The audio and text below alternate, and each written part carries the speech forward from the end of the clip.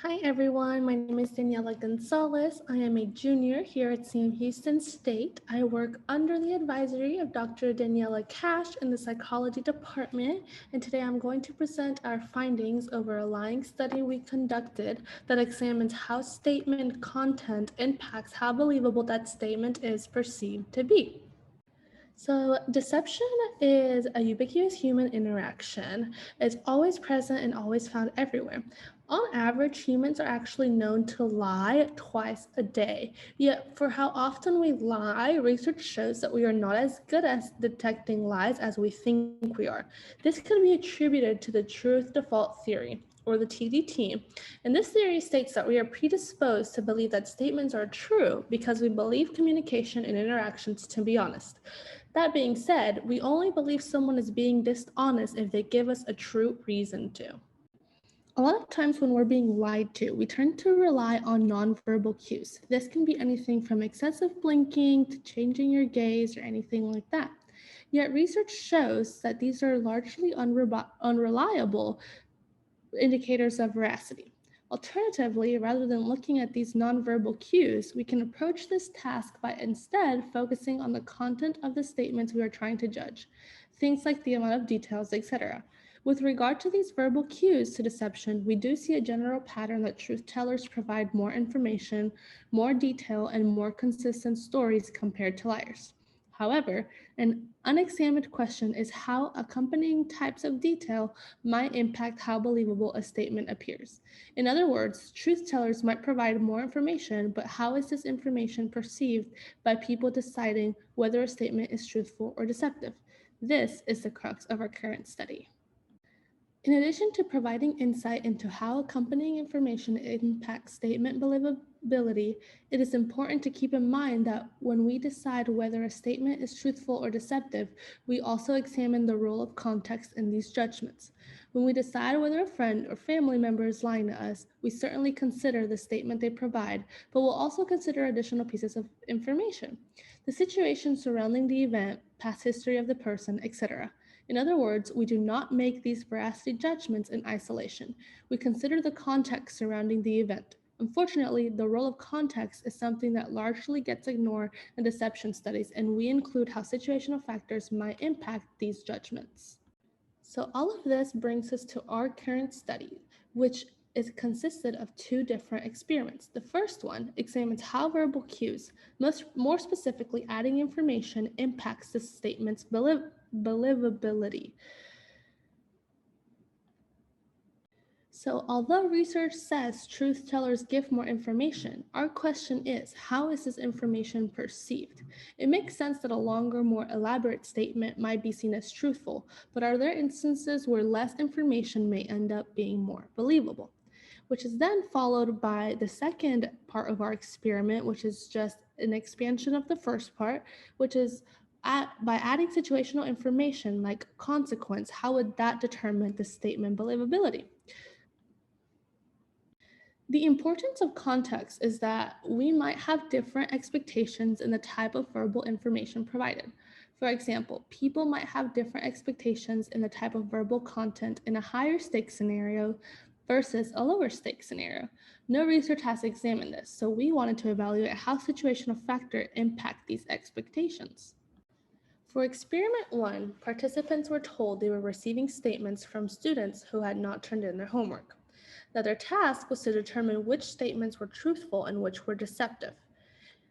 The statements were created for the study, but were inspired by actual student accounts. To create these items, we identified different themes and statements taken from students. From this archival examination, we identified 4 themes that were used in the current study. So these right here under our methods section are the 4 statement types that we used. The first one was a statement only. This was the baseline deceptive statement as it did not contain any additional information. This statement was also included in all of the other statements. An example of this one would be, I did the homework. Then became the statement with detail component. This was the statement only with something else added to it. An example of this was, I did the homework, I was up until 3 a.m. working on it. The third statement was a statement with a personal quality component, which would be our baseline statement plus additional detail about the student's moral or characteristics. An example of that would be, I did the homework, I would never lie about that. And then our fourth statement was a statement with an excuse, which is our original baseline statement, plus blaming the assignment not being turned in on a third party like technology.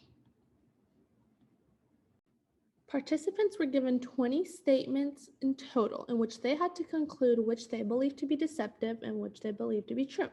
Following each statement, participants had to rate how confident they were about their veracity judgments on a scale from 0 to 100, 0 being not at all confident, 100 being completely confident. So experiment 2 was a replication of experiment 1. So it used the exact same statements as experiment 1, but with added consequence conditions the students face by not turning in the assignment. So for our consequences for this experiment, we actually gave 3 conditions that are right here underneath our method section. We have a severe consequence, a non-severe consequence, and our control consequence. The severe consequence consisted of the assignment being worth 75% of their overall grade. Failing the assignment meant failing the course completely.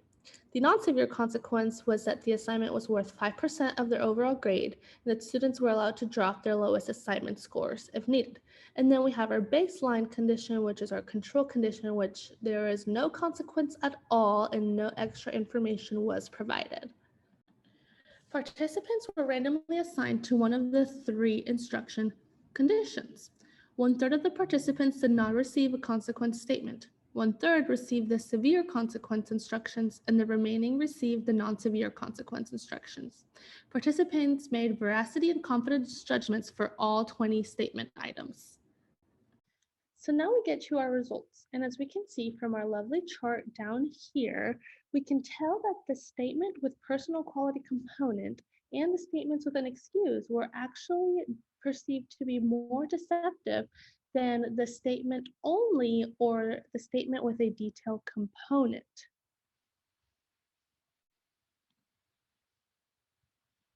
The data from experiment 1 shows instances that run counter to what we know about truth tellers who provide more information in their accounts.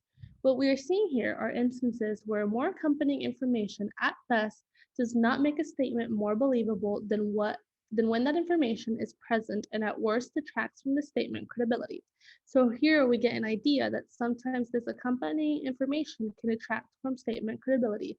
But are these patterns seen across the different situational conditions that we use in experiment 2? Let's check it out. As we look over our chart for experiment 2, you can see that the data is similar to experiment 1, where the baseline statement and the statement with the detailed component were more likely to be judged as truthful than the statement with a personal quality component and the statement with an excuse. While we replicate our findings from experiment 1, we did not see an effect of the consequence information. Regardless of whether the stakes were high, low, or unmentioned, participants still rated the statement only and statements paired with specific detail as more likely to be truthful than the statements with personal quality component or an excuse. When discussing this data, the first question we can ask is why the shorter statement-only items were more likely to be judged as truthful. This explanation may stem from the truth bias. The truth bias is basically like the benefit of the doubt, and this suggests that the absence of truth suspicion may be why the baseline statements were more likely to be judged as truthful. A second question that we ask is why does adding additional information detract from statement credibility for the personal qualification and excuse statement? The answer may lie in the type of provided information. It is possible that participants rated the statements with a personal component as deceptive due to it being irrelevant information to the issue at hand. For example, the Gricean maxims are rules for effective communication. One of these rules pertains to the relevance of the provided information, specifically that when we engage in a conversation, we should provide information that is relevant to the topic being discussed. In the case of the personal qualification statements, It is possible that participants might have been made skeptical by feeling the accompanying information was unrelated to the reason why they did not turn in the assignment, and as such resulted in lower veracity ratings. Basically, it violates the Gricean maxims.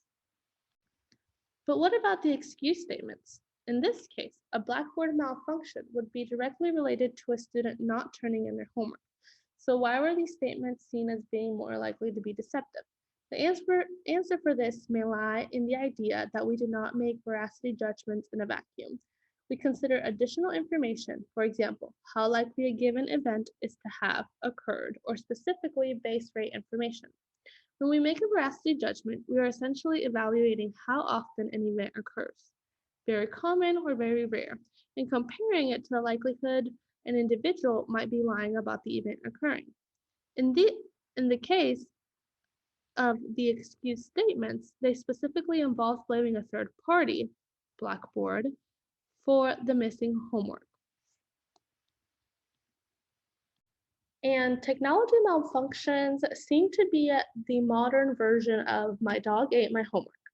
So ultimately, participants may have reasoned that the likelihood of how often the technology malfunctions occur is less prevalent than the number of instances of people lying about the occurrence, and this could have resulted in these statements being more likely to be perceived as deceptive. Now, for experiment 2, it would have been reasonable to expect that consequence conditions might have shaped veracity judgments, but it stayed the same throughout all statement types, suggesting that participants did not have differential expectations as a function on consequence severity. To summarize, both experiments have shown us that in some instances, less truly is more. And although this is a small snapshot of a real-world deception detection, the data shows the importance of studying not only actual verbal strategies, but the perceived cues as well to determine statement veracity. I hope the results of our study were as interesting for you as they were for us conducting it. And I hope now that you have a better idea of what to look for when making judgments of whether someone is lying to you or not.